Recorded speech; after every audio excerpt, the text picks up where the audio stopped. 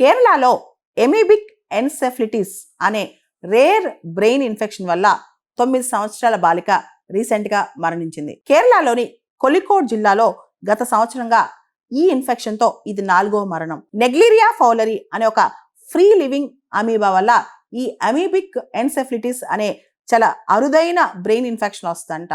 దీనికి సంబంధించి గత సంవత్సర కాలంగా కేరళ హెల్త్ అథారిటీస్ అలర్ట్ చెప్తున్నా సరే చాలా మంది పిల్లలు దీనికి గురవుతున్నారు. ఈ ఒక్క జిల్లాలోనే అంటే కోళికోడ్ జిల్లాలోనే ఇది 4వ కేసు అంట. నెగ్లీరియా ఫౌలరీ అనే ఒక చిన్న మైక్రోస్కోపిక్ ఆర్గానిజం వల్ల ఈ ఇన్ఫెక్షన్ వస్తుందంట.